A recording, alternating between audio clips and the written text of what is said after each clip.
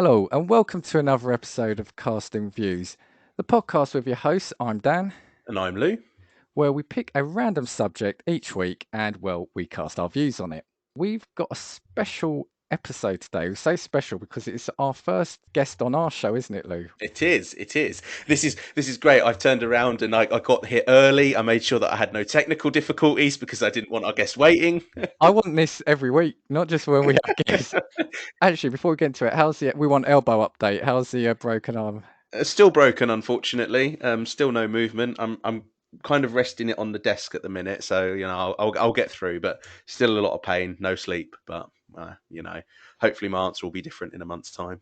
Well, week by week, like I said, Yeah. stay tuned for elbow update.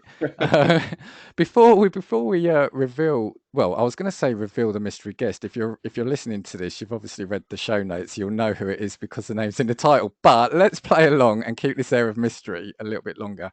Just going to play a promo first for an event that's happening. It's called the Live Stream for the Cure. I think it's about the fourth or fifth year it's been running. It's going to be in May. Basically, it's a streaming event where they're just trying to raise money for the Cancer Research Institute, which, I guess whose family hasn't, our family, my family has been affected by that over the years. So when we were given the opportunity to run this, I said absolutely. The aim this year is to raise $20,000 by the end of May. So what we'll do is we'll play the promo, and I'll stick some links in the show notes. So yeah, if you're able to kind of help out in any way, yeah, please do. Hello, everyone. My name is Nick. I'm the host of Nikolai's Kitchen, and I'm also the host of the annual Live Stream for the Cure.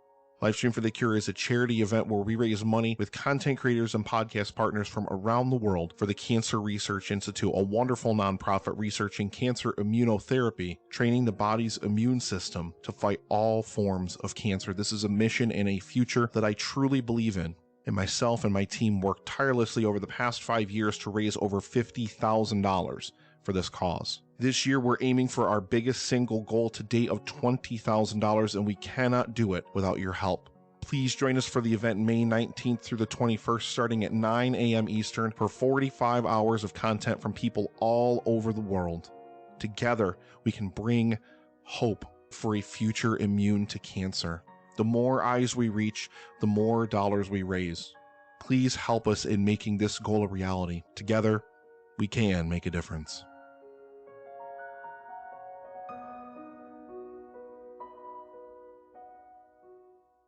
And we're back. Right. So our guest is Satsu from the Chatsunami podcast. Hello. Hey there, glad to be on. Long time admirer. Same here. I looked through the DMs on Twitter today and I realized I think I contacted you back in September, October, I think. Wow, was it that long ago? Yeah. Oh. And we've been trying since then. I think what happened when Lou and I were starting to talk about setting up a podcast, I started looking out for podcasts I like the look of, and obviously, we're huge gaming fans, entertainment fans, and I spotted yours. I think the artwork stands out, and I listened to a few of your episodes. It was a Bioshock one, which I'm going to mention, Dave. That's kind of the first one, and that's when I spoke to you, and me being me, it's taken me it's only 6 months, 5 months to get you on. So before we get into it, let's play your promo. And then, we said we'll grill you. Sorry, we'll ask you questions. So here's your promo. Welcome to Chatsunami, a variety podcast that talks about topics from gaming and films to streaming and general interests. Previously on Chatsunami, we discussed Game of the Decade, Deadly Premonition, the romantic thriller Birdemic, and listen to us get all sappy as we discuss our top 5 Christmas films. If that sounds like your cup of tea, then you can find us on Anchor, Spotify, YouTube, and all good podcast apps. As always, stay safe, Stay awesome, and most importantly, stay hydrated. Right, now we get to speak to the man himself. So tell us about your podcast. Give us the elevator pitch. Oh, where do I begin? It was a normal weekend. Yeah. I was going to joke and say in the beginning, but I thought, no, too long. Chatsunami. It's been, would you believe it's been over a year since I actually started it? Wow. Because I started streaming on Twitch in about, I think, sometime in early 2020. And it wasn't until about November 2020 where I thought, right, I'm on playing games anyway. I'm giving my terrible opinions on games and films and things while I play. So I thought, you know what? Why not put it into a podcast? And one of my other friends started a podcast, and I was kind of eyeing him up on the side, thinking, if he can do it, and I'm like, I wonder what would happen if I tried. And then, of course, one of my other friends, Adam, who you might have heard in the Bioshock one, that was actually his idea. That episode. He's a massive Bioshock fan. Well, thank you, Adam, then. Yeah. So he said to me after the second episode, "Oh, do you need a co-host?" Because initially the plan was, "Oh, I might just hop from like co-host to co-host," and then he said, "Oh, do you want a permanent person?" And I was like, "Yes, never leave." So about a year and a bit later, and yeah, we've been discussing a whole load of topics from gaming and films to recently anime and really just kind of like general chit chats as well. That's kind of been more apparent recently because honestly, we can talk for Britain. It's the editing that kills us after, I must admit. Oh, it's the same with us. The amount of our footage or recording that ends up out of it probably is more than what we put in. So Yeah, we're actually recording for 4 hours in order to get an hour episode out. Dan sitting there being like, right, we need to get rid of that, get rid of that. yeah, so I hope you bought enough snacks, as we kept saying, because you're in for the long haul. Yeah, I mean, if they don't come to you by the end of this recording, then blame Royal Mail. It's not me. I did send them through. So I know I mentioned to you we're going to kind of focus on the gaming tonight more so than the others, but you are like you said, you are quite broad in terms of like you touched upon the anime as well, so you do like to mix it up, don't you? Yeah, because initially, I have to admit, this will sound like great for someone who's running a podcast, being like, I didn't know what I wanted to do, but I genuinely, like at the beginning, it was kind of more focused on gaming, and I say that as I realised that the first episode I ever done was Dungeons and Dragons experiences. So, like, initially I thought, oh, I might as well gear it towards gaming kind of experiences and like thoughts on certain aspects like that. And then I don't know, I just felt as if it was like better to like maybe once a week or twice a week, like shift into, like films and things. Mm. And I think that was kind of inspired because when we started, it was around November time and December was rolling in. And of course, it was kind of the Christmas season. So my co host and I were like, let's, talk about our favourite Christmas films and things like that. And he did get me back because we did a special where we both gave each other a very bad festive film. Oh, So yeah. I gave him the very classic you might have heard of, Bone Alone, which is apparently it is a dog version of Home Alone. And in return, I could hear Lou's laughing. He thought it was Yeah. something else. Then, yeah. Yep, that's the reaction I always get. Every time I say, they go, "What?" I was like, hang on a minute, what rating is this? Don't worry, it's a Christian podcast, family friendly. I'll have to. I was thinking I'm definitely flicking the explicit tab on this one. Then, yeah. So yeah, we just talked about that, and then it kind of expanded from there. And I had other friends who, like one of my other friends who I streamed with, was like, "Oh, do you want to talk about anime maybe once on your podcast?" I was like, "Yeah, sure." So that's where that kind of like slowly crept in. So yeah, it's just kind of good to, that way when it's just like you're focused on one topic and you kind of think, like you're talking for like a couple hours anyway. Why not talk about, something else you're into rather than just gaming? So yeah, it's been a lot of fun, especially recently. Like this is a kind of double-edged sword, but on the one hand, I've been doing a lot of like casual chatting episodes. Yeah. Like we did that for our anniversary stream where we just like sat there, didn't have a script, we just chatted about this and that. And then on the other hand, it just goes on because there's not like a structure or anything, it just goes on for ages. So when you have to like edit it, you're just like, oh my god, this is gonna kill me in the end. So yeah, 2 hours later and I'm like, yeah, I'm done. That's it. It's kind of the same with us. I mean, when I first started, initially I thought I wanted to put a podcast together, then realised I really didn't want to do it on my own. So asked Lou, because kind of similar to what you said, me and him would be having conversations about the sort of stuff we talk about anyway. And so I thought, obviously, the perfect person to have. Then, we decided to do the random stuff. But the thing I think sometimes is fine is about, sometimes I think, oh, would it have been better to do a single vision? But then I thought, no, like I said, because you might get a bit frustrated with that. Sometimes I'm thinking, what's the next subject we're going to do? What do we find now? We're kind of trawling through, and a lot of the times, some of the inspiration is just from an article that might flash up in my news feed or something on Twitter, and that then kind of pings off a thought process about what we could potentially do the next week. Yeah, it's like a 2-minute read on Twitter all of a sudden turns into an hour and a half long podcast episode. And that's the amazing thing, because we do always say, well, for weeks, I've given up saying it now, haven't I, Lou? We used to say, right, let's see if we can keep it about 45 minutes. That might be the sweet spot. And we then record for an hour and a half, don't we? We're going to give a 45-minute episode once and be like, wow, oh my God. So you've probably, I mean, you've probably been asked it before, but the name Chatsunami, so did you say that was based on your Twitch name? Yeah. Oh, yeah, absolutely.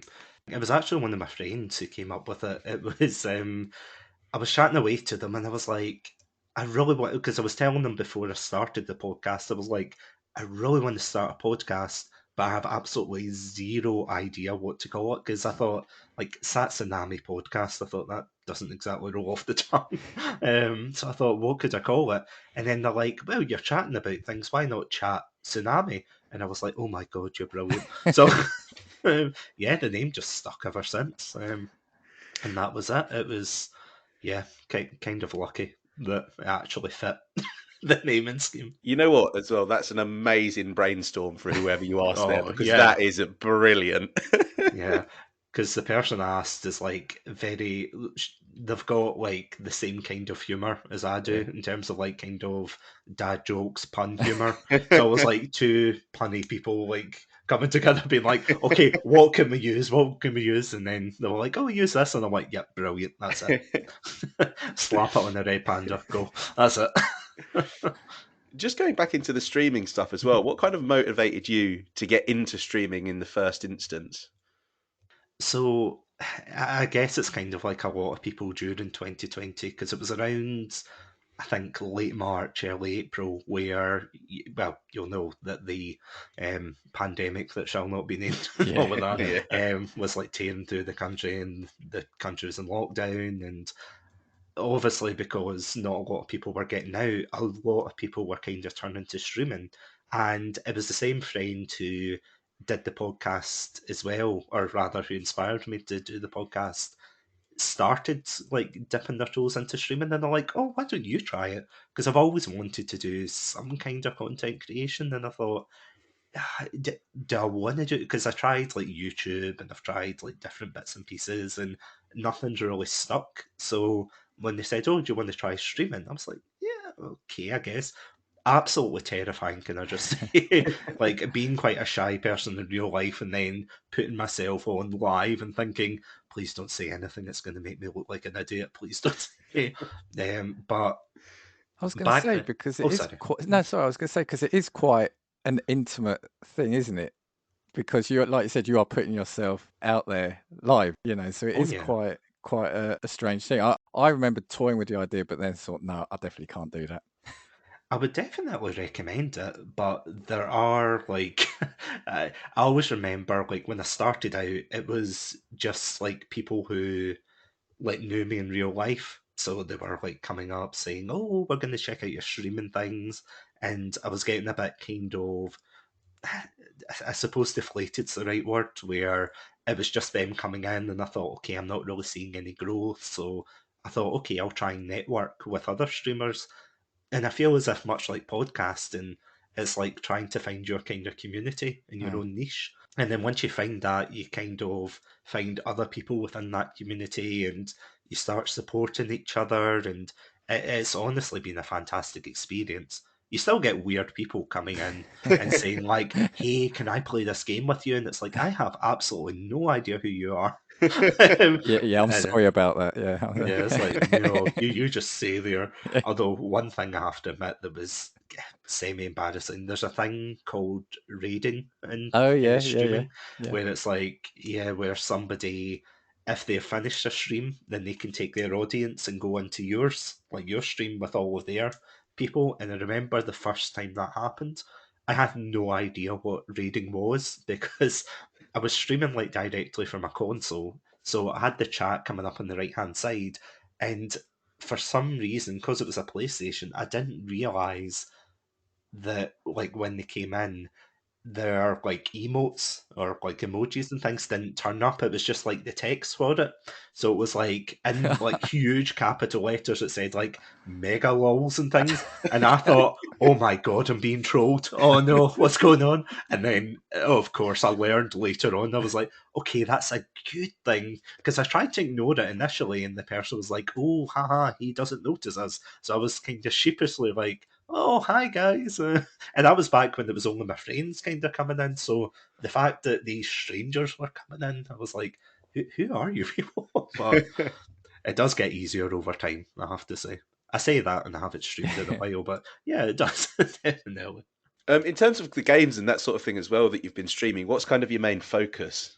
Um, so I would consider myself to be a variety streamer, so really just anything that picks my fancy. Like I initially when I started with Pokemon Green, and well, I say Pokemon Green. That's like it was like a poorly translated version of like a Pokemon game. Yeah. It's absolutely brilliant. If you ever like find it, it's great. But long story short, I found that and I was like, oh, that would be quite funny to do. And I used to have this old like gaming PC that it was one that a friend of a friend had, and they were throwing it out, and somehow I got it. I was like, oh, I'll try streaming, and it was like the Russian roulettes of computers. Like you would be streaming for like 20 minutes one day, and then it would blue screen. Some days you get a full hour, some days you get 5 minutes. It was just so unpredictable. So I ended up going back to like console streaming, and I started to stream games that I grew up with during like my childhood. So, like for example, Sonic Adventure or Sonic the Hedgehog in general. What's the other ones? Call of Duty as well.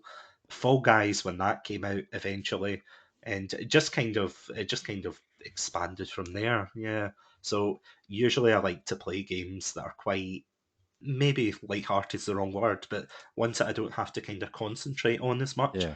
Because honestly, see, trying to play Warzone and interact with your chat it's awful. Because you're like looking at the chat, then getting shot, and you're like, I cannot keep up with this. I don't know how people do it, but oh, Because yeah, when I've caught you, it's mhm, mainly been kind of the retro. Well, when I say retro, it's mainly Sonic. So I yeah. was wondering Mhm. if your streaming was more retro oriented, but you say you're kind of doing ones that feel comfortable and are easy to play and chat. Yeah. No, absolutely, because I want to kind of, as cheesy as it sounds, so apologies. I brought crackers for this cheesiness, so, but yeah, like whenever I'm streaming, I want people like coming in to kind of feel comfortable and like chill out and things. And I know like there's a lot of viewers who want to find something different on Twitch. So I think the like worst thing is me being like overly, sweaty and like you just hear the clicks and the thumping and the controller and I'll be like, can't talk now.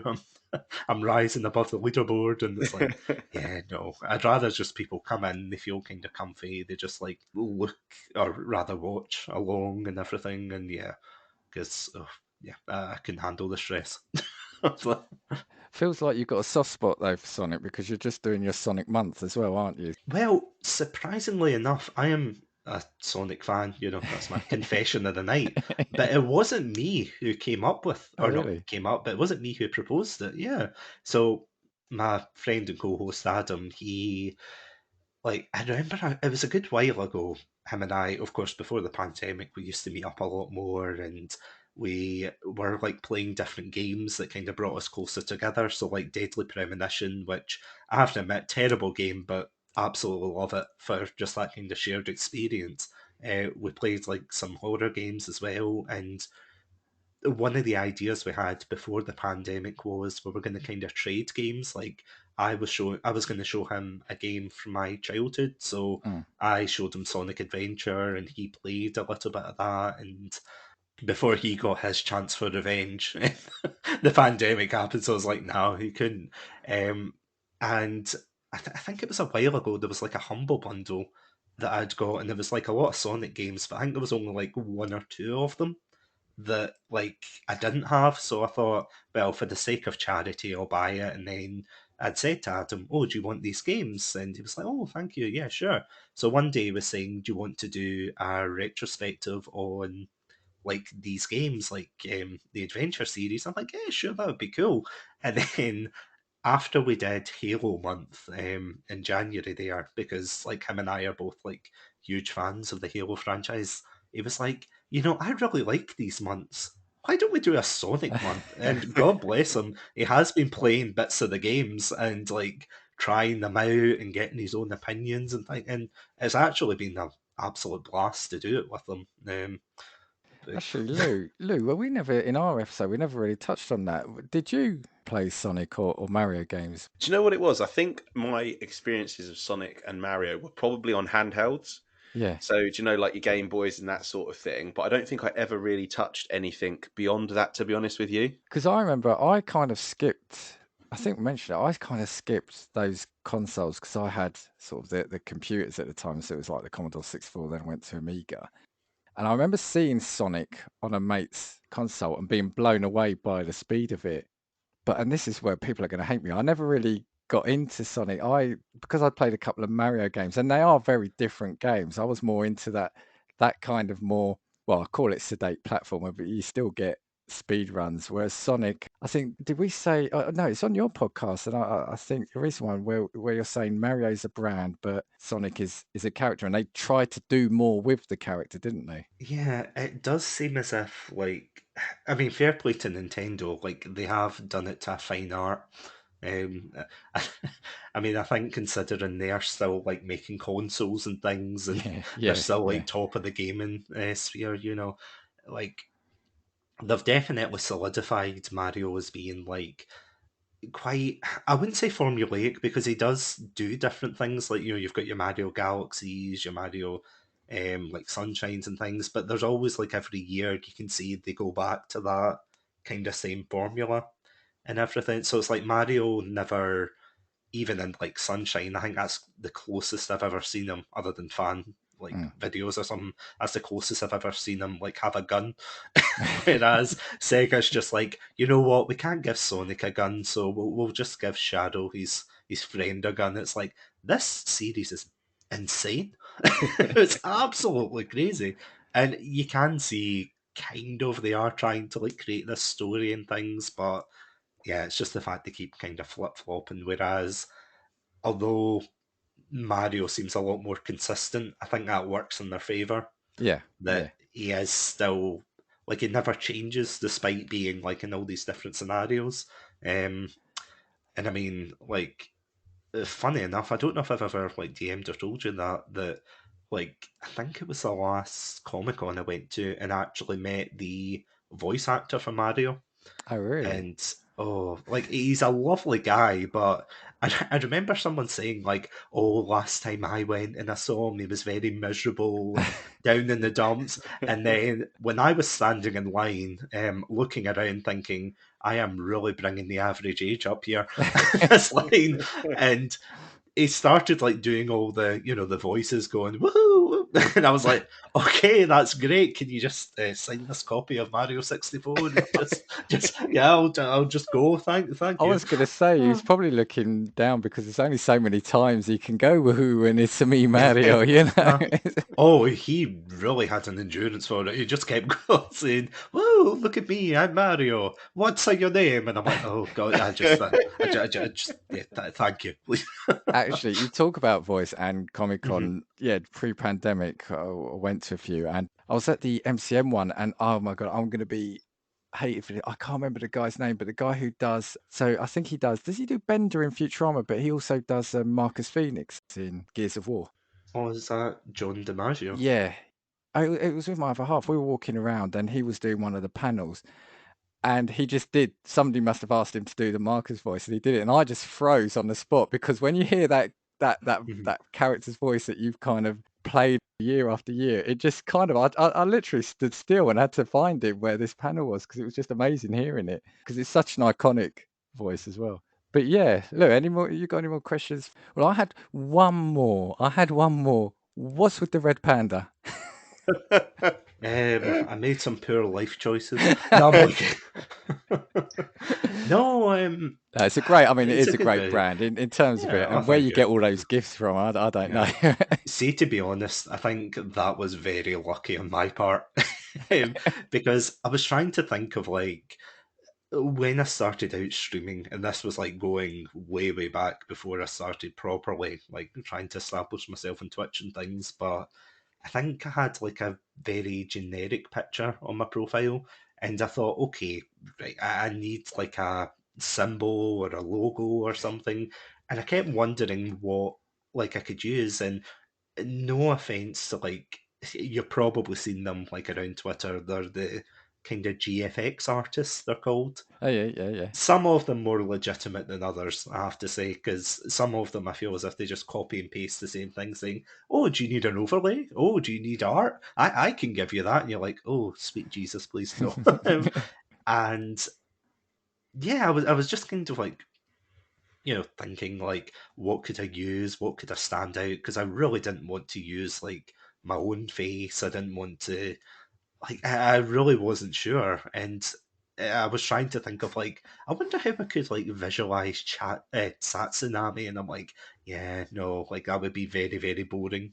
It would literally just be like an orange wave or something like that. So I was like, I wonder what, and then I don't know. It's just I thought of like suddenly I thought of like, oh well, if I have like an animal mascot, I could use red pandas because they're very non-threatening, they're quite cute looking and everything, and I feel as if I kind of went into a rabbit hole after that. Didn't realize how many like like red panda How gifs there random were some now. of your choices or decisions be, but how good they've been. Do you know what I mean? I don't mean that in a negative way. It's great. Yeah, no, no. That was the one question I needed to ask. So we've Yeah. got the answer for the red panda. Salute. Do you want to take us? To the next section. Right, being obviously that this kind of was going to be a little bit focused on gaming, we were going to start a little bit in the next section with our gaming kind of heavens and hells. So your best and worst gaming experiences, whether that be entire games, franchises, if you could turn around and only play maybe 3 things until the end of your life, or if you went to gaming hell and the worst games that you could ever possibly imagine were what you had to play for the rest of Have your I life, got to cross what would one they off my all be? list now, because I've got 4 on here and you said 3? No, it doesn't have to. We don't have to be rigid. We can give Right, you a Lou, bonus one if you like. you give us your first one. Let's go. Okay, now my first one's kind of general, and this is one of my hells. It's anything movie adapted. So Okay. adapted from a film. So I remember, I think it was on the PlayStation 2. Did you ever play the Godfather game? I think I did. Yeah, I think I Awful, did. awful, absolute trash, horrific thing, honestly. And I've found that that's kind of been a common theme with anything that's just a straight. They've taken a film, we're going to make it a game. It's just awful because the graphics are always terrible, the game mechanics are always horrific, the story's always just really watered down, and so that's my first really really general one, and it was all triggered by a horrific experience with The Godfather on the Horrific. So you PlayStation. started with hell. You're starting with hell. Yeah, Do, started with do hell. you know what? And as Satsu, and I'm not going to ask you this about, so I don't know kind of what your age is, but I remember back in like the 80s and early 90s, every major film that come out needed to have a game adaptation for it, and it was done. It felt like it was done in about 6 weeks. Yeah, they're very generic. I think only Batman the movie I remember sort of standing out, and the RoboCop, but that depended on which version of it you got. Yeah, what's give us a bit of your gaming hell, Satsu. I would totally mirror that because I'm having flashbacks now of the time I played Ghost Rider. Oh, I never Um, never played that. and this is me aging myself now, but like I remember hiring it when I was younger out of Blockbuster, and Yeah. I just remember playing it. I think I completed it, and because it was so short, and it was just like okay, that was a game. That was just, I do think like the worst thing a game can do though is like kind of following on from that is just be really like generic or boring. Like, Yeah. like for every Doom you might have like a. I mean, I've not played Bulletstorm, but I'm just going off of like reputation. You might have something like that, or just very kind of generic, like like mechanics that come along with it. Because obviously, games like Call of Duty come out, and you think, "Oh, that's great," but I think the other thing, and I don't want to be too negative on your podcast, No, apologies. no, no, go Uh, for it. No, no, this. it's like, see when a game comes out promising the world and Yeah, it comes out half baked, half finished, just yeah. a complete glitchy mess. And I think the worst example I've ever had in that was Battlefield 4 Oh, because I never got into that. oh, because I remember for years I was playing COD and everything and thinking, oh, I'm having so much fun. And then there was a point where I thought, okay, I'm a bit tired of COD. I want to see new franchises, as it were. And I was like, okay, let's try Battlefield. Didn't so much like the campaign, but I loved the multiplayer for Battlefield 3. I thought, it's so fun. So I thought, okay, on launch, I'll buy the fourth one. Um, it was just a glitchy mess. It was absolutely horrific. I think the worst moment was when, for some reason, the game locks me in place. I could Oh, still yeah. run around, but I couldn't turn around. So I was like running sideways towards the enemy, shooting in the air, thinking if I scare them off, they might like walk in front of me. If you act They never crazy did. enough, they'll run away from you. Yeah. Yeah, never happened, unfortunately. Lou, you played a bit of Battlefield, didn't you? Were you? Yeah, I did. I used to play. I remember Battlefield Bad Company. Was it Bad Company 2? I believe was my first experience, and I really enjoyed that. I thought the campaign in that game was brilliant. But I flicked between Call of Duty and Battlefield depending on how bad Call of Duty was that year. So Yeah. as soon as Call of Duty went into exoskeleton suits jumping Yeah. about, I was like, "Now's my time for Battlefield." I think. So I I'm, Yeah. think I played Battlefield 1, which went back to, was it World War One? You're on like horseback or something at some point. I'm going to lay my cards out and say I was always a COD boy. But Battlefield was just too difficult for me. I'm more of the arcade variety. But like you, yeah, when it got to jumping and jetpacks and stuff like that, that's kind of when I stopped playing. Just want to say as well, I've seen Dan play Call of Duty, and he's still terrible at that as well. So imagine how bad he must have been at Battlefield. I did used to be good. I did used to be good, but well, the reason why now, we'll come into my heavens why I'm basically not a multiplayer person anymore.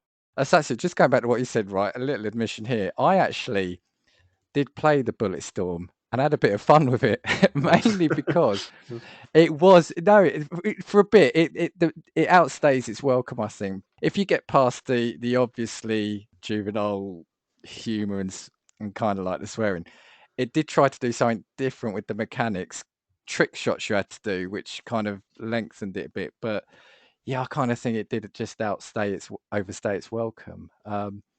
But something I wanted to pick up on what you said, and I think Mhm. we interacted on a Twitter thread about this. I don't mind a bad game. I just don't like boring games. I actually Oh, love bad games. I've got a bit of a soft spot for the games that, linger at the bottom of a Metacritic table, and are unloved. It's if it's the jankier, the better sometimes. But a boring game, I think, yeah, can't be forgiven. oh no, I totally agree. Like, as I said before, playing through Deadly Premonition, it's a bad game. I'm not going to sit here and sugarcoat it, but like, it's such a memorable bad game.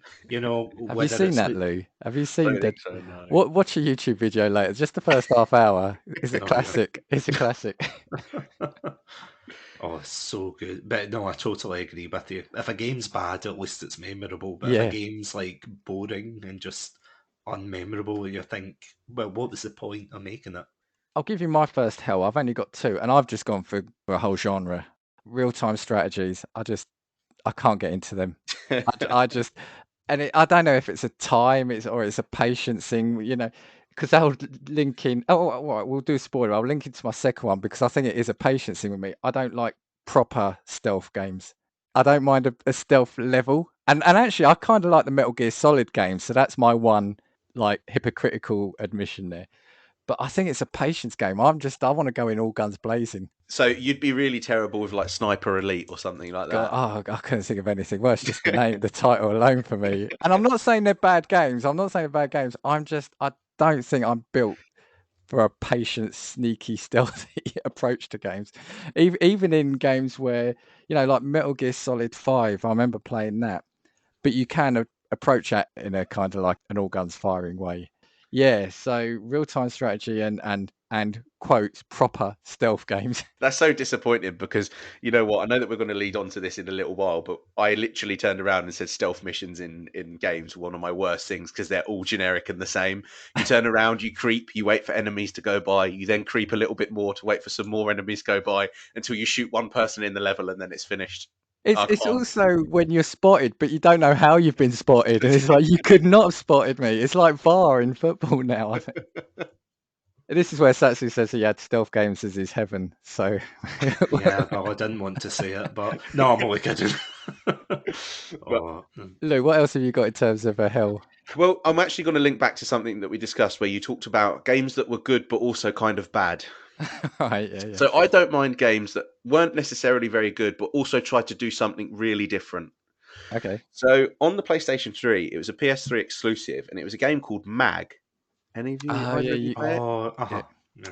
And it was that game. It was multiplayer only. It was on the PlayStation 3, and it could allow, I think, up to 256 players in the same lobby all in one go. And obviously, up until that point, we'd had nothing like it.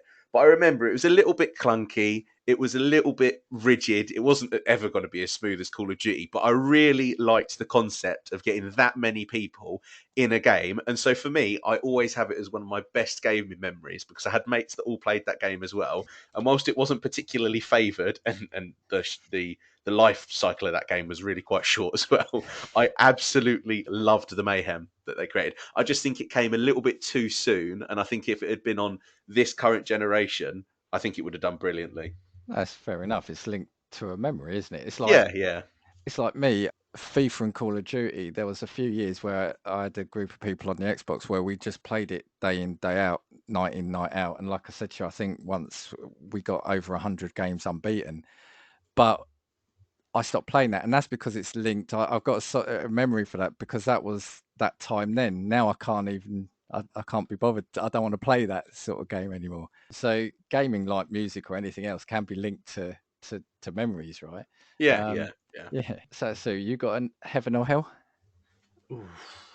Kind of just picking up on what you said, Lou. Just the just going back to the stealth thing again because it triggered another memory there when I was thinking about. I think it was either Battlefield 1 or because COD's done it as well recently, where it's like they try to introduce like a kind of stealth mechanic, but COD is like, the game you would not associate stealth with. And it's just when games try to do that, it's like you go to play a game, and then all of a sudden they throw this random mechanic that doesn't belong. It's like playing, I don't know, like Animal Crossing, and then all of a sudden you've got like a quick time event or something to pluck the leaves, and you're like, this isn't what I signed up for. And yet somehow it's like, oh yeah, it's to enhance and enrich the experience. And it's like, I just want to play the game. Because I know some games try to experiment and things, but sometimes you're just like, I just want to play the game that you've advertised. Just let me play. That's the thing, right? When Call of Duty, certain games, when they do these decisions, they're nuanced. There's a bit of emotion behind it, but often you could tell when it's just been shoehorned into a game, or they're trying to see, right, we might take it a different direction in the next version, but let's see what people like. And Call of Duty, they're quite ham-fisted. I mean, again, I've loved those games. I'm not this, this sounds really negative, but you know what you want when you put that game in the disk drive, right? You just want a 6-hour campaign that's full of action and drama. You want a great, smooth multiplayer. You don't want pretend emotional impact because you're not going to get it. Yeah. I think the only acceptable time, because linking into stealth of like Call of Duty as well, I think the only acceptable stealth mission that Call of Duty's ever presented was Call of Duty 4. Okay, That's yeah, true. All gillied Yeah. up. That was the only one, yeah. because that was the first time as well you'd had it kind of really mainstream, where you'd had a mission where there Mhm. felt like there was something on the line, and then it feels all artificial since it's been done since then. Fair play with that. But I think then because it did end in an all-out gun battle, though, Yeah, this that's is what true. Yeah, I yeah. think that was You my know what? Yeah, reward at the end. Yeah. breaking the rule, isn't it? Because what they did is they turned what was a brilliant stealth mission Mhm. into, oh no, there's an Apache helicopter flying down an alleyway of buildings towards us. Oh dear. Okay. Actually, another memory of that Call of Duty is great.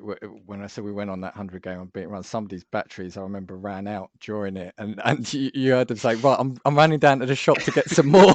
And they left. Yeah. Well, in terms of, I'm going to say another hell, but it's something that happens in games rather because it's not a mechanic, and it happened recently, and I can't remember what game, and I think it's unforgivable now, and I know big games, these expansive worlds can be tricky, but it's getting stuck in the environment. I don't want to get stuck in another plant or another bush or something when I'm walking. That for me is unforgivable. That shouldn't happen in games. Like you've got like an obstacle that's maybe like a foot off the ground or like 30 centimeters from the ground, and all of a sudden your character can't traverse it. Yeah, because you think maybe it's a way of platforming out or walking out, and then you fall, and then you get stuck between a blade of grass and a daisy or something. So that for me is another bit of hell. Oh, the amount of anger I've had of that. Irrational anger, I know, but yeah. But you know what? I feel like gaming, if you've ever, I don't know, Satsu, if you've ever experienced proper true gaming anger. I mean, like, have you ever smashed a controller in your lifetime? Not yet, no. Oh, I've managed to have the willpower to put it down and just move away and then be like, oh God. Although I have to admit, when I was in uni, wasn't really related. Well, maybe it was, but we were playing, I think, The Last of Us, and then I remember my flatmate at the time, like, ended up, because he got so angry with it, he ended up smashing his toasty machine. And then he came out and he was just holding the mangled remains of this like toasty machine, just like, I think I broke it. And I'm like, yeah, you have. I really think you have. So, yeah, I think that's the closest I've seen that in real life. see, but that's intelligent anger, that is, because he Yeah, knows the toasty machine is cheaper than a new controller. very true. Oh, I've never fortunately done that. Do you know what I found? There's two surefire ways. Obviously, it doesn't work in a multiplayer game, but if I'm facing a boss or something, there's two surefire ways to do it. One is either, and this is tried and tested and proven by me, so it's fact, is you turn the volume of the game down and put the radio on or something. I find that helps. You distract yourself from the game. It just does, right? Or you turn the game off for about 5 or 10 minutes and come back to it, and then you do it on the first time every single time. I could be there. I could carry on and persist for like another 90 minutes and not win that battle. Turn it off, have a drink, come back, and I've done it first time. No, I can't do that. I feel like the anger and the pride in me, if I'm stuck, or like I remember once playing FIFA. This is why I don't play FIFA anymore, because I actually smashed a controller as recently as literally last year, and I remember it was over FIFA, so it's no longer downloaded on my console. But I remember I was playing Foot Champions, which is now like the competitive, we're all really good at FIFA game mode, which is fine. And I remember I literally went on maybe like an 8 game losing streak, and it's turning around, it's getting into the early hours of the morning. I just refused to put my controller down until I'd won a game.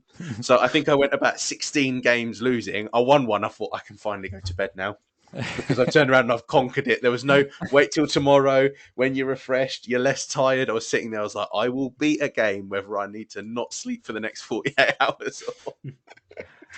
I mean, that's the danger, isn't it? Like the one more game syndrome, Oh where you're yeah. like, okay, I lost that game, or oh, we just got that. We'll do another one, and then you look at the clock and the birds are singing outside, and you're like, oh no.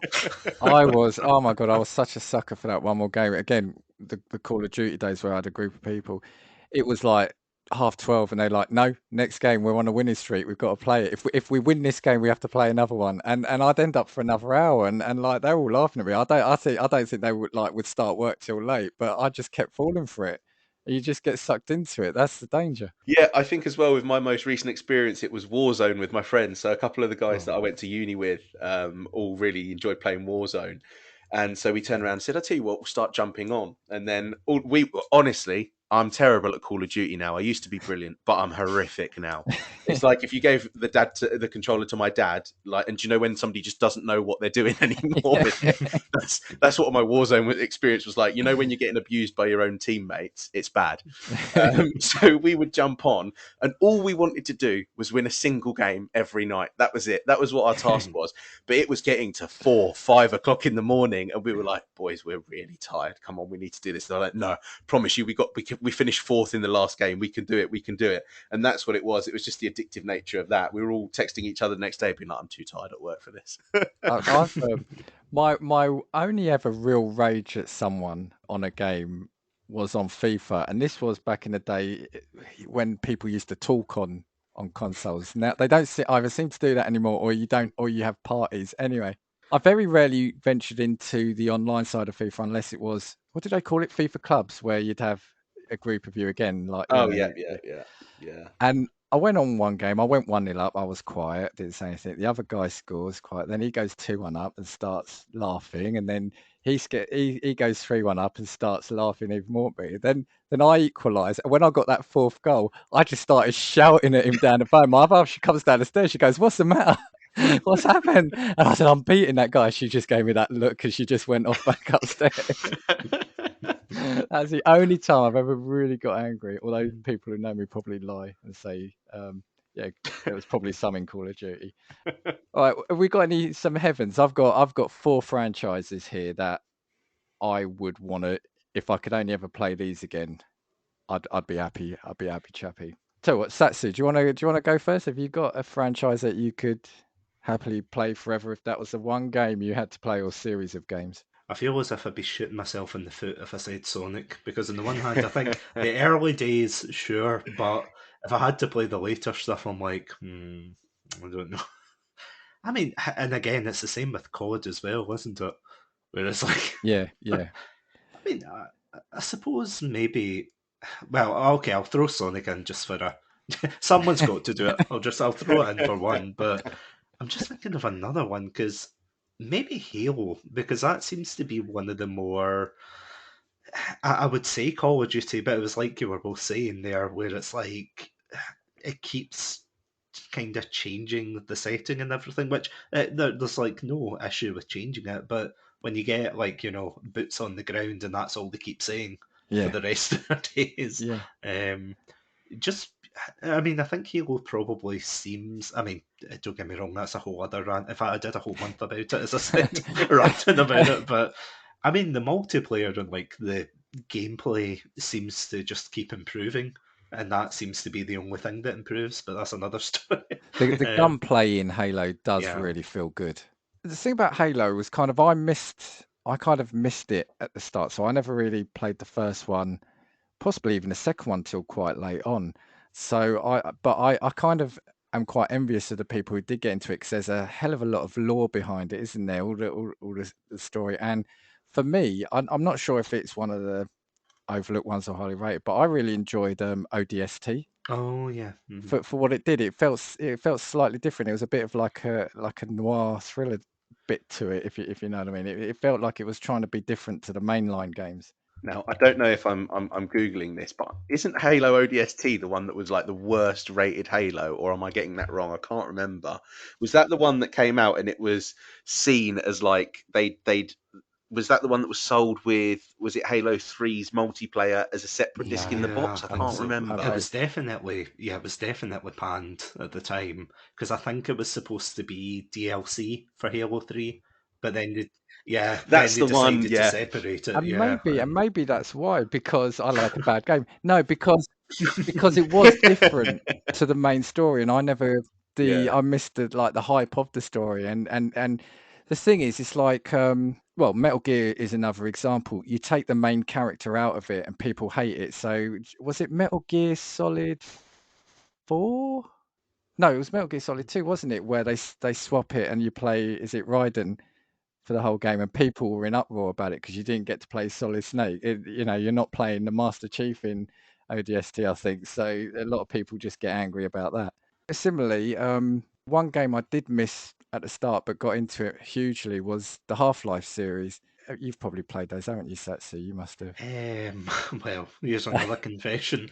I bought them in a Steam sale years ago, but it was one of those games that I bought and I played everything else but them. But Oh no. like Half-Life and Half-Life 2 and everything, and I did technically play a little bit of it on stream. It's a good game, but I feel as if I've missed like the nostalgia boat, whenever I was like, oh, it's the best. Yeah. What I liked about the original one is they did DLC where you played as Barney, the security guard, which is great. It Oh, just yeah. it just gave you an alternate view of the game. I will stake a claim for my first heaven game in heaven would be the Mass Effect series. Love them. Absolutely Yeah, adore agree. the Mass Effect games, and I will not hear anything. Well, Straight. that's a bit unfair. I will hear criticism. Go on, but I and what's funny though is actually you said something earlier about games that aren't then what they're said to be. Now, one of the things I fell for at the start was Mass Effect was supposed to be this thing that was going to adapt. You know, you were going to make all these decisions that was going to reflect in the end. What a load of rubbish that ended up being. But I still love the games. Yeah. That from the first to the third, even though the third one I think didn't get as much love. I just think they're a great scene setting, character building, and just sucks you into the story. And it's one of the ones that Lorna I've mentioned to her a couple of times. If I can play a game that my other half she sits down to watch, almost like it's a film, and that means I know I can then say, "Oh, should we stick that on instead of a film?" I've won, and she does that with the Mass Effect as well. Yeah, Mass Effect was going to be one of mine as well. Can't complain. I literally just again, I don't have a bad word to say about Mass Effect. To be fair, it's just I feel like it should be a standard. So have you played the Mass Effect? I played the first one, and I think I've got the second one lying about somewhere. Honestly, see the backlog I have. It's criminal. Yeah, it's a great series. I have to admit, I did enjoy it a lot, and like for the first one, and I heard amazing things about the second one, and then people were like, "Oh, the third one was okay," but that kind of happens for all franchises, or most of them. But yeah, no, it's definitely left its impression, especially since it's got its. Actually, I was going to ask you, like going on from that, did you buy the Legacy edition or is it the Legendary? I did. I actually bought it. Then once I completed it, traded it because I knew it was going to come to Game Pass. But I Ah, needed to clever. play it straight away. And yeah, and Mhm, I think playing the first game, because I think the second and third, because it's a game I tend to play every couple of years anyway. I think mhm, the second and third hold up graphically anyway. mhm.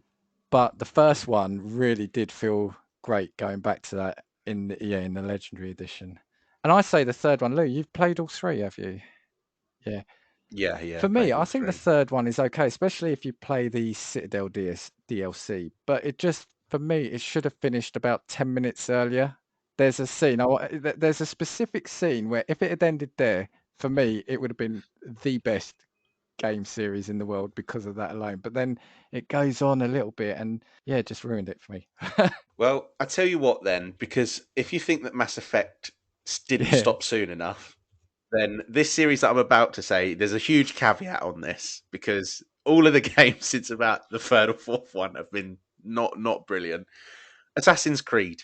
Now, the original one, fine, very linear. You did the same thing until you fought all of the bosses at the end, right? But the Ezio games, I thought were Yeah. fantastic, and I thought that the way in which the whole climbing mechanic, the whole free running mechanic worked, I really loved playing those games. The storyline was really engaging. I liked the flick back from the Animus machines, which was back to Ezio's time in like the memory state. I just thought it was really brilliantly done. And then as soon as it moved to like Black Flag, where we're riding pirate ships, all of a sudden that was it for me. So I want to say Assassin's Creed, but only up until when Ezio's timeline ended, and you don't have to play any of So the you in rest. Assassin's Creed? Um, Again, I played the first one. I kind of feel quite bad that I missed out in the second one because it seems as if the second one was a heck of a lot more popular than the first Yeah. one. Yeah. Because the reason I got into it was because like I remember playing it at a friend's and thinking, "Oh my god, this game looks at the time." This game looks beautiful, the graphics are great and everything, and it just looks like such a great, well put together historical game. Well, back then, Yeah, yeah, there was yeah, more historical accuracy yeah. than nowadays. But yeah, it does look like it's a good franchise. But I see what you mean. It's probably the first couple seem to be the most well regarded, and then after that, it kind of goes in shaky water. Except for, Yeah. ironically enough, Black Flag. Well, yeah, I'd say I kind of agree a little bit, but I'd divert from Lou in one bit. So, yeah, the first one was good, but you could tell it was the first game. They absolutely Yeah. perfected it with the Ezio trilogy. So two, then what was it, Brotherhood and Revelations, I think. They were, and again, for me, apart from potentially one game on my list, it's all about I love a strong character-driven tight narrative. That's the stories I love, and they made his character really good. I mean, you interact with Da Vinci, don't you? He makes your gadgets for you, an ancient James Bond. It's um, he's like the ancient Q. yeah, yeah. See, I didn't like three. I actually quite liked Black Flag. I thought that was quite good. Then they just released loads, and I just didn't like them. And never Yeah, then got it them. went back to ancient Egypt and that sort of thing. I was just like, yeah, no. No. It was the other ones in between. There was one in like France and Britain. I just didn't do. Oh yeah. I don't think I played them ones either. I think I played Black Flag, which was the pirate ship, Pirates of the Caribbean style one. I'm just gonna say, and then after that, I was like, no more Assassin's Creed for me, But the unfortunately. new ones they've done, I've actually quite liked them. Or I think is it Origins, Odyssey, and Valhalla. I think. Valhalla, yeah, And because I think they've actually taken a year or two in between to make them, and they are totally different to the originals. But the problem I've got with them is they're just too big. They're just too big. yeah. It's too much of a time sink. But yeah, I'd have Assassin's Creed on my desert island. Yeah. Right, I've got another one here. I'm going to go for the one on my list that's slightly different. Is Borderlands. Wow, yeah, I didn't even think. Yeah, Good choice. yeah. So have you played any of those or?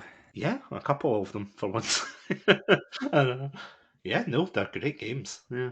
I think they're great. Just the use of music. I think the music at the start and the end is great. I think, and this is what I'm saying. It kind of doesn't really go with I said I love a tight narrative, tight character-driven story. This is about the shooting people, and the loot. But that loot mechanic is, I think, quite addictive in those games, and it's fun. Well, I think as well, one unique thing about those games wasn't every single playthrough, I think, like no weapon would spawn twice. So there were loads of combinations of weapons. So I remember one playthrough, I found like a pistol, and all of a sudden it was good enough to get you to like the end of the game, but you just had to get That's the lucky in problem. that You'd find the instance. one gun that could last you the game and you wouldn't change. I had one that was broken. It was like a pistol, but shot like rocket launcher weapon ammo out of it, so you couldn't actually use it. But it was broken. Unique for its art style as well, Yeah, which I quite liked. I like that whole comic booky feel, and it was also the one thing that had me hooked from the moment I started. Wasn't that the game that was the opening soundtrack Cage the was Elephant on the Cage the first one. Elephant, No Yeah, Rest for the Wicked. Yeah, absolutely brilliant. So many memories. I'm gonna have to go download that again now. I literally did it the weekend. That's what reminded me. Even they had the Tales from the Borderland, which is like like the adventure game. Every episode had a cracking tune to that. And Handsome Jack was a fantastic villain. Oh, yeah. Yeah. Right. Well, I've got a couple more heavens on my list. Satsu, have you got any more gaming heaven and hells? Yeah.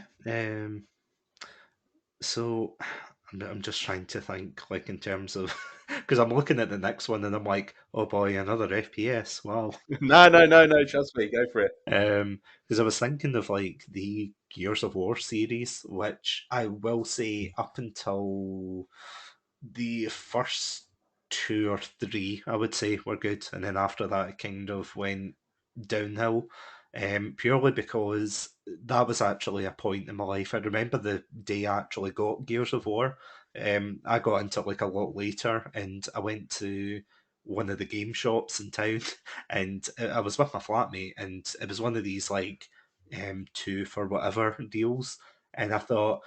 So I was like, I could either get like the first and second Gears of War game here, or I could have got Final Fantasy, and I feel as if I dodged a bullet there with whatever. Apparently, it was the bad version of whatever Final Fantasy game it was. So I was like, okay, I'll play them.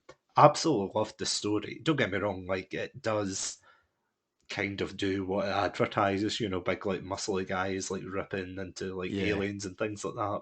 At the same time, I was kind of like blown away at how the story kind of unfolded, and there was like a lot more emotion to it than I yeah. thought it could be. Like it's not like Shakespeare or anything like that, No, no. but like it did have its like really heartfelt moments, and I was sitting there, especially after two, like kind of just sitting there thinking, "Oh my god, I played Gears of War? Is that?" But like, oh sorry, No, no, I was going to say, yeah, you're right. And I can't remember because I played them late as well, and I've played them all, and they all mix up. But there are some really unusually touching moments in there. oh Yeah. absolutely. I mean, I still tear up at that certain moment. Like anyone who's played it, yeah, they'll know. But Oh, we could probably say we could probably say. well, Dom finds his yeah, that scene just absolutely like the first time I saw it, because a lot of the scenes in that game, especially when they go to like rescue their like colleagues and things like that, and it plays out almost as if a kind of generic shooter where it's like, oh, here's your shotgun, yeah, let's go kill the locusts. So you think, I remember rolling my Yeah, eyes at one of those scenes thinking, oh, here we go, it's going to be one of these generic action shooters, and then the scene goes the complete opposite way you expect, and it's like, sweet Jesus. And especially for that, when he finds his wife and she's all intact, yeah, and then yeah, it kind of pans round and it reveals what's actually happened to her, and just that, oh god, it's just like such a harrowing scene. And you look at the box, you look at the reviews, of people saying, oh yeah, this is a dumb, muscle guy shooter, and it's yeah, like, yeah. that wasn't a dumb shooter at all. The simpler bits also can get you. Like, isn't there a bit where Coltrane is remembering his life as a football player, Oh yeah, and it's just like how his life pre the apocalypse, as it were, there, and yeah, it's little moments like that which I find really interesting. oh yeah. Lou, did you play Gizzle? This is going to be so terrible. I've never played a Gears of War game. No, it's fair Oh, enough. oh yeah. I think I started playing them when the third one came out, but a mate gave me one and two to catch up with, and I think the problem I had is because I got them like that and I blitzed through them to get to three, they can then just become a bit generic dude bro shooter, and I think that Yeah. was a problem I had with the first couple. Yeah. That's how they should advertise it. Dude, bro, shooter. Yeah. No, Gears of War, especially, and it's quite an iconic franchise for the Xbox as well. Hi, Microsoft, you're still not following me, by the way, Xbox. Lou, what's your next one? Right, okay, this is just a single game, and it's going to be a bit more left field, and it's definitely not going to be to everyone's taste. It was a PlayStation exclusive, and it's Heavy Rain. Oh. And the only reason I say that is Jason. because I feel, yeah, Jason. I feel like it tried to do something different, but it was done really well, because as much as it was just a button mashing fest, and don't get me wrong, I hate a quick time event in a game, but the whole game was set out to just tell you a really good story. The decisions that you made genuinely did affect the storyline, and I went back to replay it however many times I could to get all of the alternate endings because I enjoyed it so much. Going from the best ending to the most depressing, like dark ending that you possibly could. I just thought it was brilliant at the time. I'm just going to put myself on mute, sit back, because I know Satsu is. Like, you've mentioned David Cage a few times on your podcast, I think, yeah. haven't you? So What I'm going to sit back and enjoy this. he is certainly an interesting guy, David Kay. Like some of his, like we did an episode on Heavy Rain because we also did, like my friend Adam and I, we did a let's play on Heavy Rain, and I have to admit, like it was one of the funnest let's plays I think I've ever done in my life. Just like kind of. Because I remember that was one of the games I remember getting for, I want to say my 18th birthday, I think I got it for, or something like that. And I totally agree. I do love it. But some of his narrative choices, and that you kind of watch it unfold, and you think, there's a like when you look at that game, Beyond Two Souls and Detroit Become Human, you're like, there's a pattern here for David Cage. He's definitely got a motif. for certain things. But it's a fascinating game, though. Like, even behind the scenes, it is so.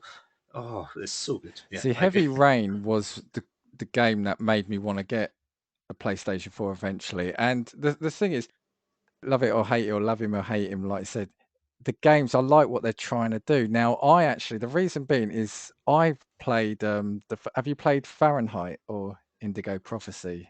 I think that was his first game, and it was on the PC and Xbox. And for about three quarters of the game, it's actually quite a good tense thriller until it goes absolutely off the wall crazy in the last quarter of the game, right? With like yeah, sort of dead characters being alive and things like that. But for the first three quarters of an hour, even though you know it's like a facade, it was great because you're playing.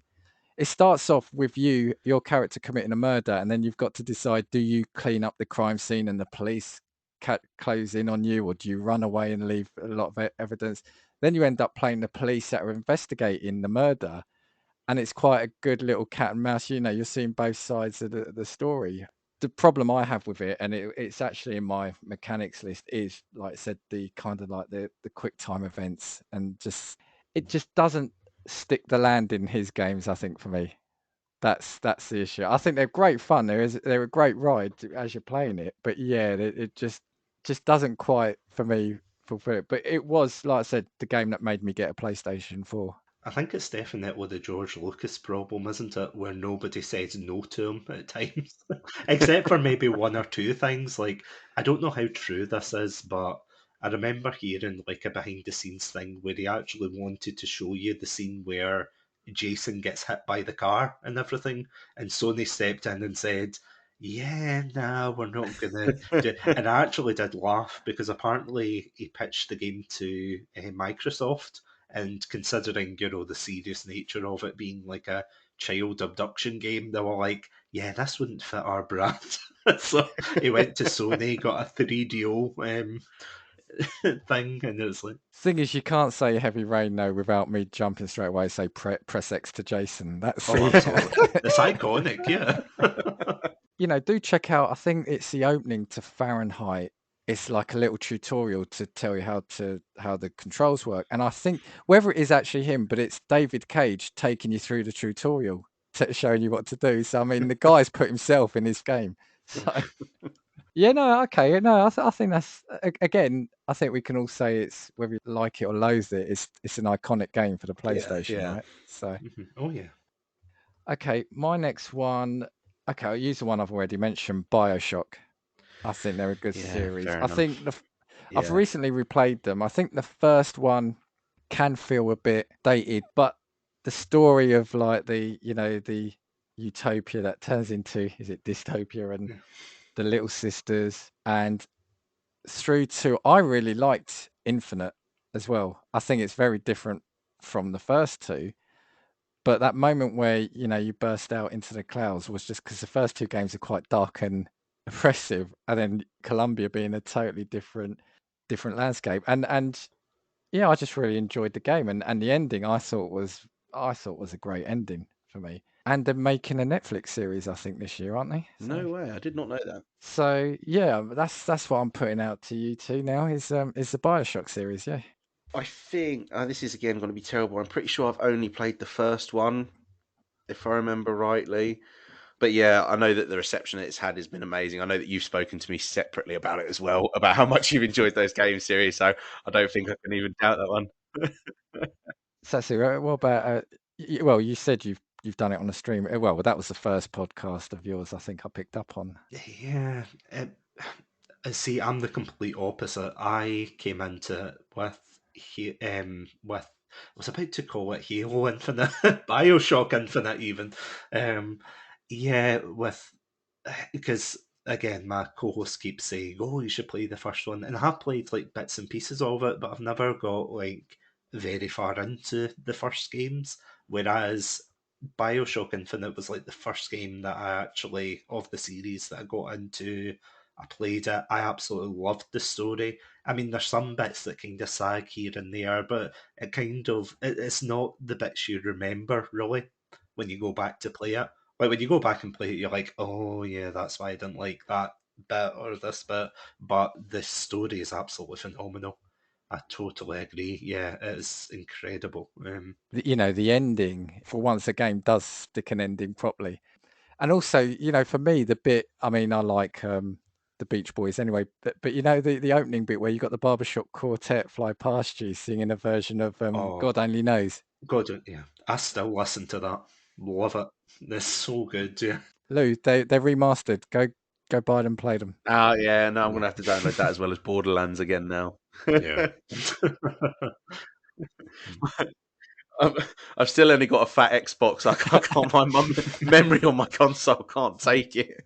Did you actually, Satsu, did you play the DLC for Infinite? I did actually, yeah. So that kind of links into the original. So I wondered how you. Yeah, so because like the twist in the first one's like so iconic, I kind of got that spoiled for me. Oh, And which I know it's a shame because it does seem like a really good like twist, but I remember playing it and I mean I had fun with it, but it just felt so like I say it feels bleak in comparison to the base game, but the base game was pretty bleak at yeah, the yeah. end. But I felt as if like even more so.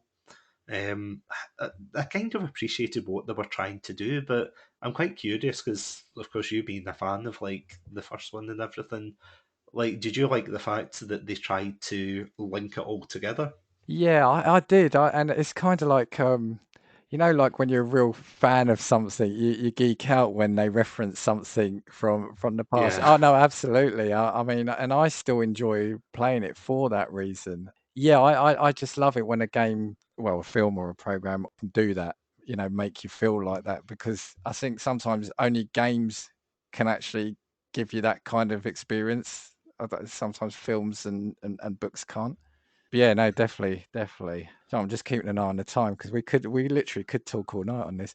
Um, yeah. I've got one more. I've got one more heaven, so we can then talk. I've got the Fallout, and I've cheated. I've put Fallout/Oblivion.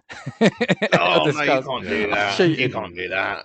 If I had to, then I'll go for the Fallout series. But Oblivion is just a masterpiece for me. I've played that so many times, but because there's more of them, I'll go for the Fallout. There was no peer pressure there when I turned around and shrugged when Well, you it's a bit turned of a around and cheat. said, No, it is. It's two franchise. Again, I just love them. RPGs. I love my RPGs. They're fun. They're dark. They're bleak, but they also have a bit of fun. And yeah, some really interesting quests in them. Yeah. Yeah, I agree with Fallout. I feel like as well, Fallout is one of the.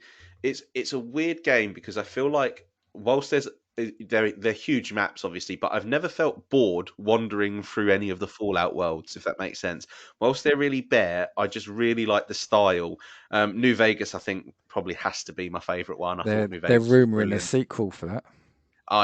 Definitely going to be something that I play then. Fallout 4 was good as well. I think Fallout 76, I haven't actually played that one yet, but had bad reception. I'm pretty certain.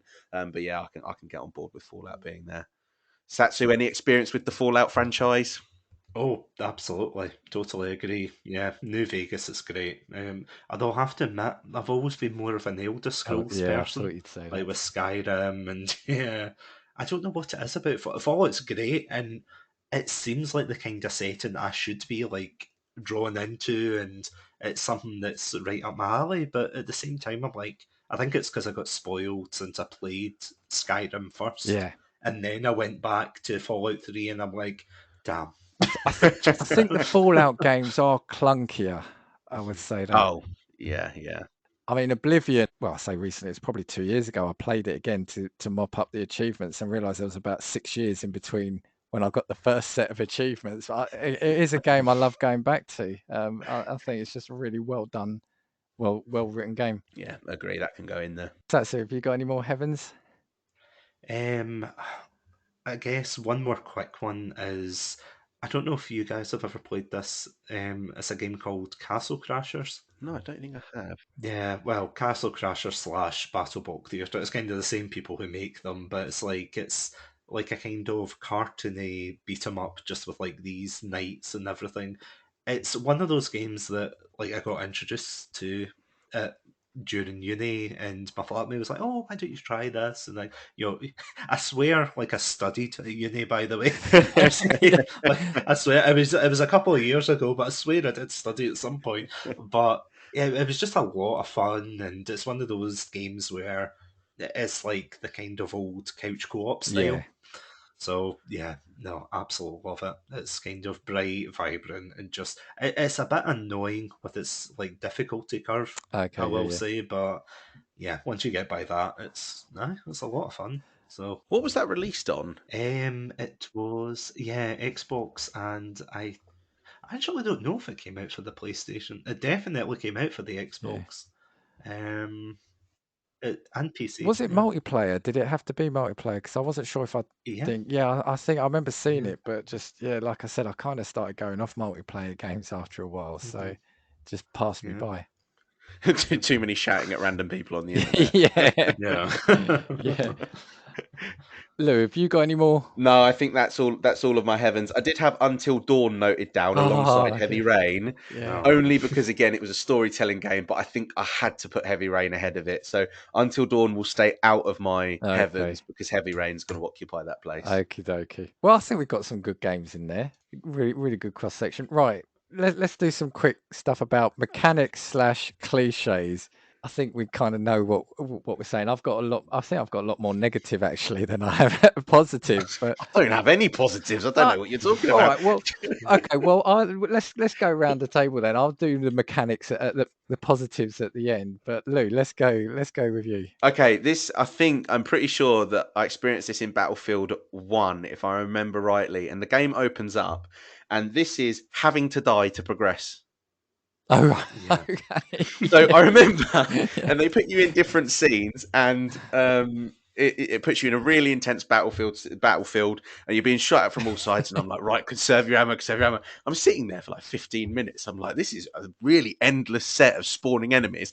Then I die, get really frustrated, and then it cuts to another scene, and the whole intention was that you were supposed to die to begin with. I'm like, if I knew that, I would have just held a grenade in my hand just so I could have skipped this level, to be honest with you. Hate it. Can't get on board with it. I think I've done that before where I've actually cancelled the game, quit the game, and then realised ultimately at the end that you had to, that was the intention. Yeah, I'll give you that. Yeah, no, I can't get on board. Satsu, what have you got? This is going to sound like such a beginner gripe, but see bosses with ridiculously large health bars. Oh, yeah. Like the one I'm thinking of is, I don't know if you guys have played Destroy All Humans. Like, see the one at the very end where it's like you defeat him and you think, okay, I've defeated the robot. Then he moves over to another bit. You have to defeat him again. All the while, these like random tanks and things are firing at you and like I actually rage quit from like the. What was it was that fight because I got to the third stage and he conveniently decided to skip along to the local army barracks as I'm getting like shot and Robocop from all sides, and I'm like, I can't. And it's kind of as if they want to say, oh, I want to make the game so difficult and challenging, and it's like that's not the way to go. Just don't throw so much in the screen. It's like it's not a fair fight, and I know that's the challenge, but you're like, come on, guys. JRPGs are the worst for that because if you haven't leveled up, oh god, the amount of games, and I love them, right? But I don't really want to keep having to do all the random battles, and the amount of games I've had to give up halfway through because, yeah, I'm facing like a boss that's got like about 1,000,000 hit points, and I've got about 20. Oh god, yeah. Can I just tag something on to the end of that one? Yeah, yeah. Because I think it relates. And this is bosses where you're getting to the very end of their health bar, and then all of a sudden they mysteriously have some sort of regenerative thing that you didn't know about. This is and my you've actually final got to beat form. them 3 times. Yeah, I remember. I think it was playing Dead Rising 4. I think the most recent one. Terrible game. And I was sat there in one of the boss battles, and I'm like, right, it was really, really difficult. I'd literally reset my level about 4 times by getting to this point, get to the last 2 health bars, and then all of a sudden he jumps on a wall, steals some electricity from a wall, and now he's got a full health bar again. Said, right, okay, so I actually need to do that at least twice. And then it turned out it was 3 times to complete the set in order to defeat him. So No, I can't. I hate that as well.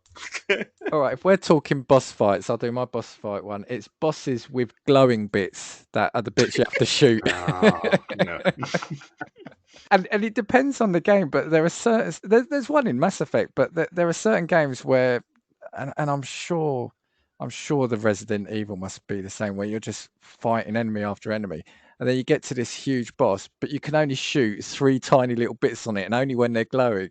That really winds me up. That really, because it takes you out of the immersiveness a little bit, because you're saying, right, I've just got to go for those. I can't just shoot it. I've got to shoot that particular spot on its back. I've got to wait half a minute for it to turn around or something. so, so yeah, that's my first one. Satsu, we'll go back to you. I suppose when a game gets a bit like too repetitive in terms of like collectathons and things, Yeah. because I say that being someone who's played Animal Crossing, being like, oh yeah, that's a terrible mechanic, that's nothing but collectathon.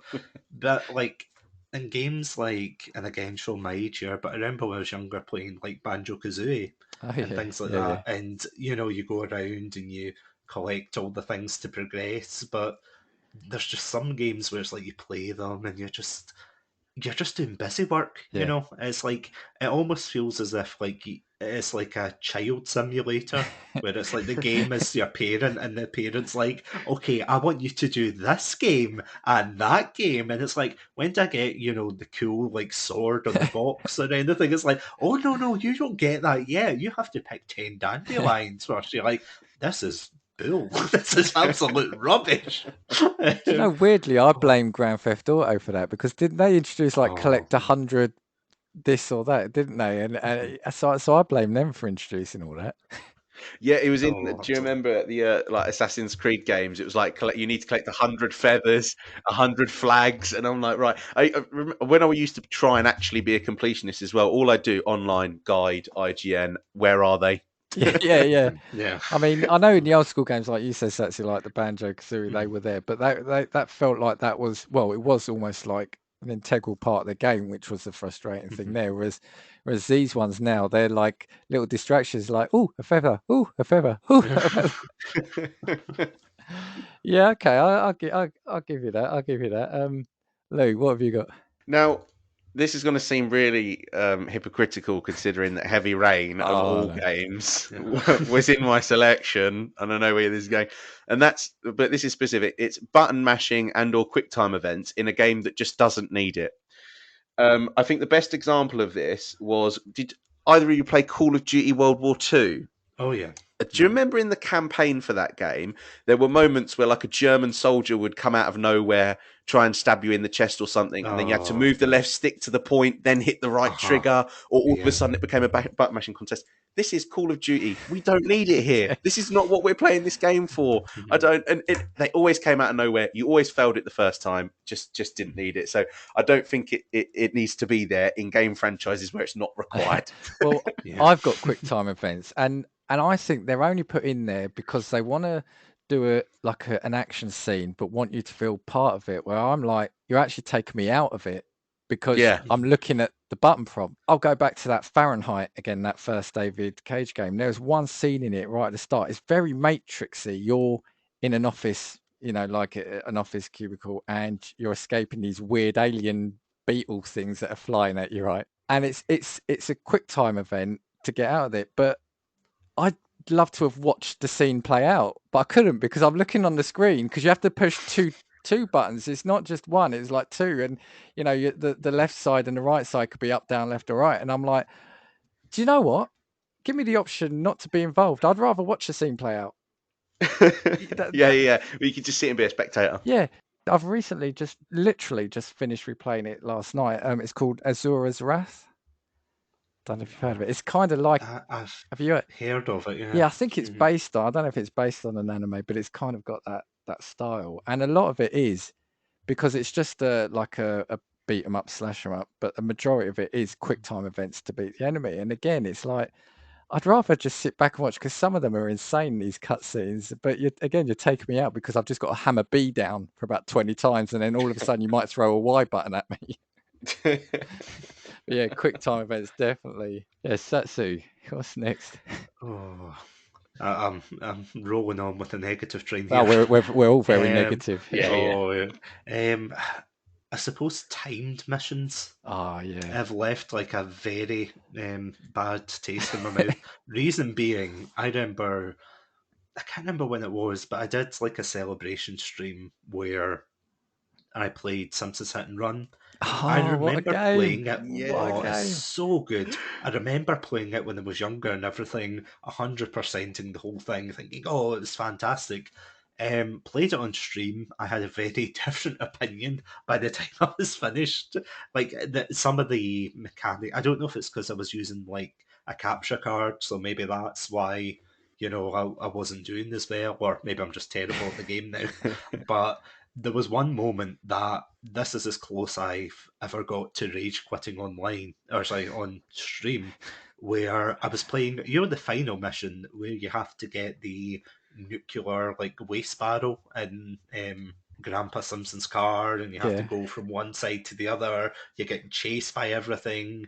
I wouldn't mind if you just had to do that, but it's the fact as well you have to outrun a car and everything, and the timer's going down. And the bit that really like sent me over the edge, and I think like I tried it once after that, and I was like, "Listen, guys, I'm not completing this game on stream. I'm too angry." Was Oh, we missed it. I? Oh, I got to like the when you go to the school when you leave the car to go up, and I kid you not, even though it was going up, even though it literally 1 second later and it would have blown up, like the timer timed out and it was Oh, like, sorry, try again. So even though you're underneath it, yeah. it doesn't like have the sense Yes, to like yeah. stop the timer and go. So yeah, ever since then I was just like, I hate I it. think that's a great Like, shout. I think time missions are a great oh, shout, especially when they're oh, just yeah. sprung upon you in a game. You know. Well, I always liked Dead Rising, but I think Dead Rising 2 was basically entirely timed, wasn't it? Like you only had Yeah. certain amount of time to get to this mission, and the worst thing about that is that you couldn't do all of the achievements in a playthrough. You had to play through it 4 or 5 times because of the time That's why I restraints. never So yeah, touched it. I Yeah. literally never yeah, touched those games. I just didn't want to because of that. yeah. Lou, what about you? Okay, now this one is very, very general. Quite prevalent with the Call of Duty games. I think it's just useless AI. So, Yeah. do you know, all of a sudden, you are just the main character, and you're the only person that's competent for doing anything.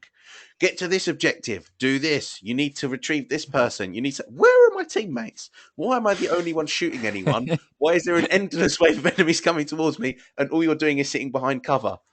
They might as well not be there. I'd rather not see them there if they're not going to help. Well, Useless I'd AI. take that one and add in companion missions where you've got to accompany someone across a map, and they're either lagging behind you, get stuck, get killed. You know, they're never as clever as your AI. Escort missions Yeah, as well. escort Yeah, missions. yeah, That's yeah, it. yeah, Yeah. yeah, yeah, yeah. Uh, Terrible. Just get rid of them. I'm I've got a couple here, and Lou, I'm not sure if I'm going to nick a couple of yours, but I'm going to anyway because I think you may have said this to me. But it's they're not bad in and of themselves. They just spoil something that's going to happen, and it's where you enter a room. I think Gears of War definitely is guilty of this. I know Mass Effect is guilty of this. You walk into a room and there's loads of cover. And so you know there's a boss fight that's coming up. You know there's loads of walls that you hide behind, or there's and likewise you turn into a room and there's about 20, 30 boxes of ammo lying around. Yeah, health packs, that Yeah, sort of yeah. thing. Yeah, yeah, You yeah, know in the door after that there's going to be a boss fight, and it's just like, oh, you're spoiling it. You're spoiling it. yeah, yeah. I could get on Really, board with really that one. minor, but it annoys me.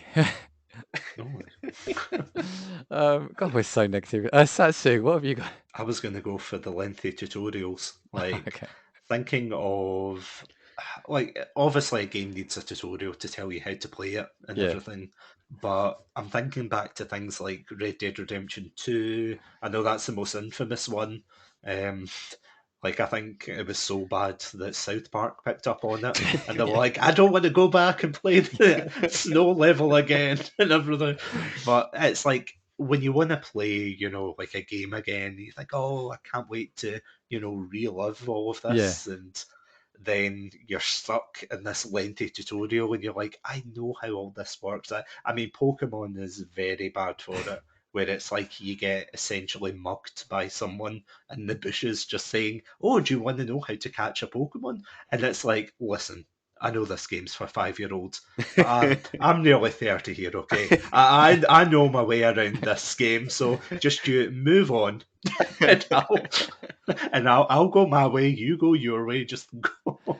It's like, oh, it's every time though, and I get like why they do it, but Actually, oh, it's yeah. just so And I'd add annoying. also similar to unskippable cutscenes, I would say. Oh Yeah. yeah, Yeah. But you say that about tutorials. Sorry, Lou, we discussed it in our one. I'd throw the complete opposite and the most frustrating tutorial ever, driver. Yeah, you literally Oh stole the no. words out of my mouth. I turned around and was thinking, worst tutorial in the world. You know what? I think I looked this up afterwards as well, and I think they surveyed people that had played that game, and I think 20% of people turned around and said they didn't even beat the tutorial and never played the game. Oh Have you wow. played Driver, Satsu? Never. It's one of those ones I've seen the box art, but never gotten any further. It was an amazing game, Yeah, it but was. like Yeah. Lee said, you had the tutorial was you had a minute to perform like 10 stunts in a car park, Mm. and if you didn't, you didn't get to the first level. You had Yeah. to do it. You couldn't Oh my skip it. god. And it was one of the ones where you knew you could know what to do. It's just whether if you made that tiniest of mistake, that was it.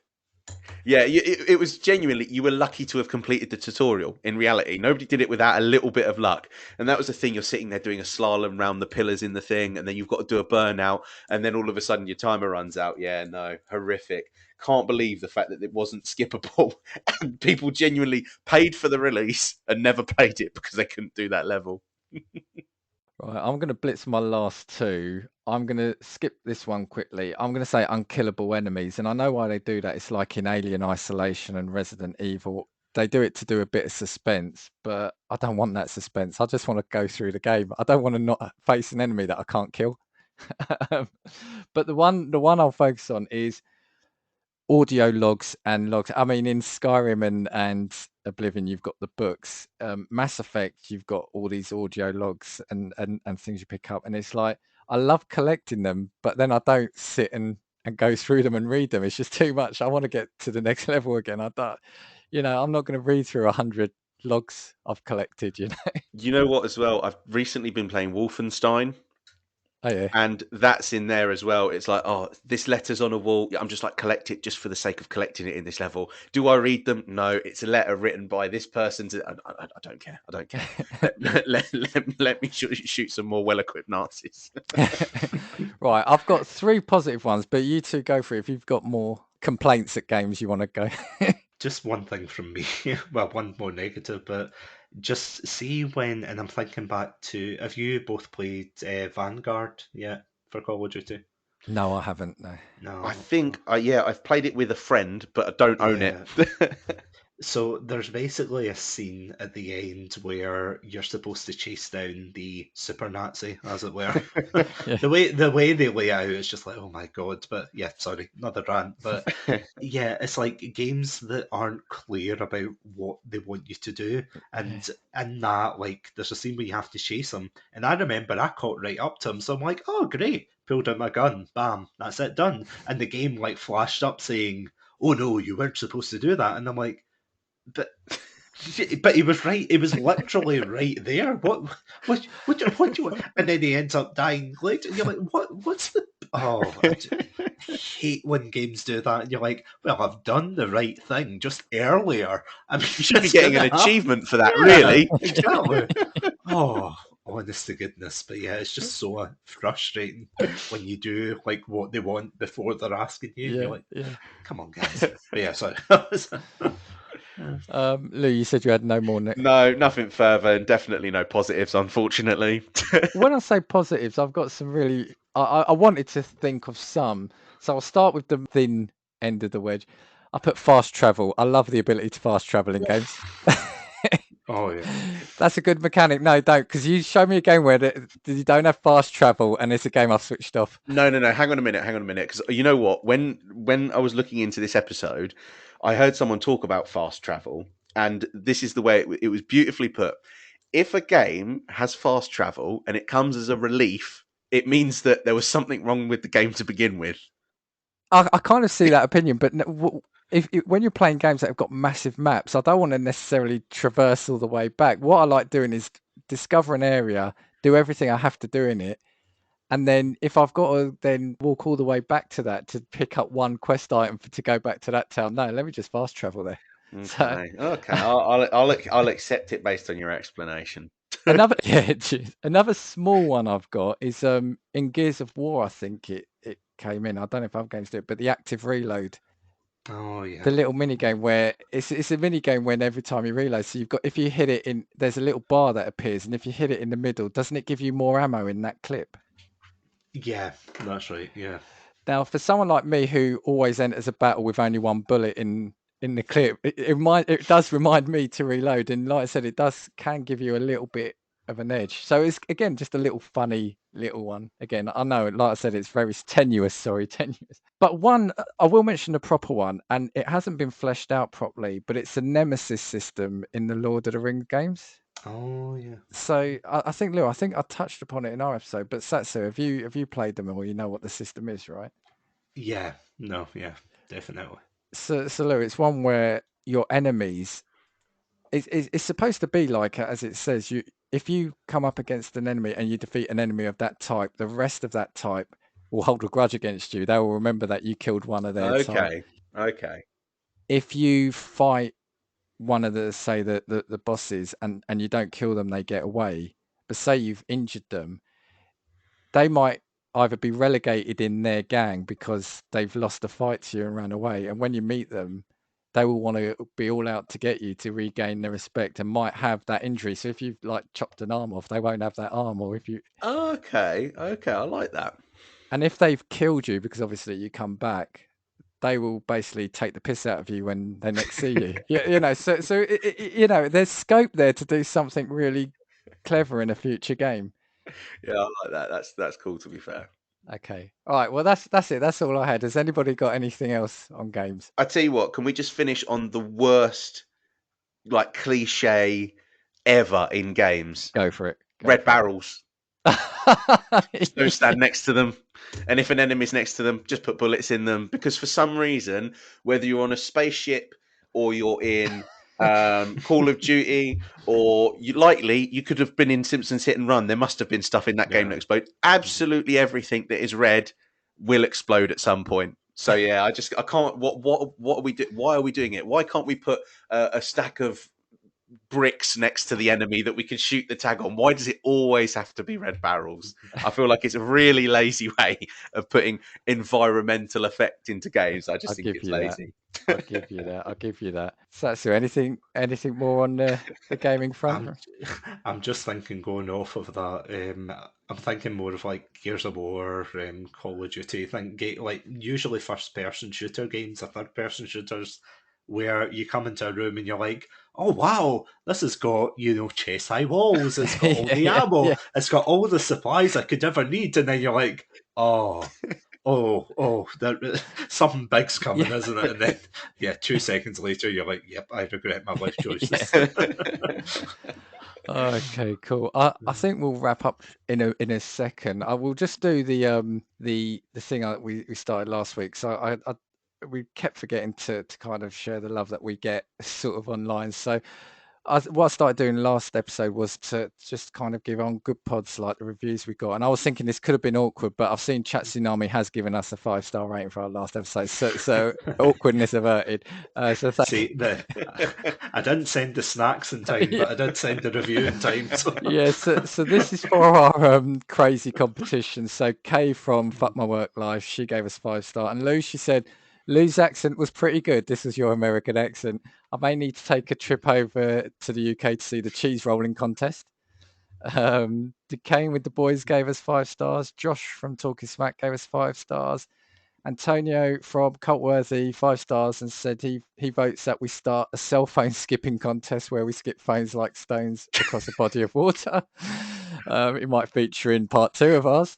Chatsunami gave us 5, so thank you. And Shane from Shane and I gave us 5 stars, so thank you. So Satsu, thank you very much for coming on. Like I said, honestly do love your podcast, and you were, like I said, when I went through the DMs and found out I contacted you in October, that's how long I've been wanting to get this sorted. So my apologies on that. Oh, no problem. Do you want to plug your channels and socials and any links? Yeah, sure. Well, first of all, thank you for having me on. It's been absolutely fantastic. It has been a laugh, so thank you. So yeah, if you want to check out my podcast Chatsunami, you can check us out on pretty much the same place as you guys. I think Anchor, Spotify, iTunes, all the good podcast apps. And yeah, if you're morbidly curious about my gaming content, where I make an absolute you know what of myself, check out Satsunami42 at Twitter, Instagram, YouTube, all the good social medias. I was about to say TikTok there, but I barely use that anymore. Yeah. I gave up when I realised the algorithm was not playing ball. So we need to start using that properly as well. But yeah, no, we'll put some links in the description as well. you. So yeah, no, thanks for joining us. Yeah. As I mentioned at the start, check out live stream for The Cure. You can get us if you liked what you hear and want to suggest a topic. You can get us at castingviewspod@gmail.com or at castingviews on Twitter. Before we wrap up, Lou, do you want to say goodbye? Goodbye. And thank you, Satsu, for being on, because I think this has been one of the best episodes I've been part of. I think it's brilliant. Oh, thank you. It's been wicked. We'll finish with, we know there's a lot of podcasts from which you can choose. So we thank you for listening to Casting Views.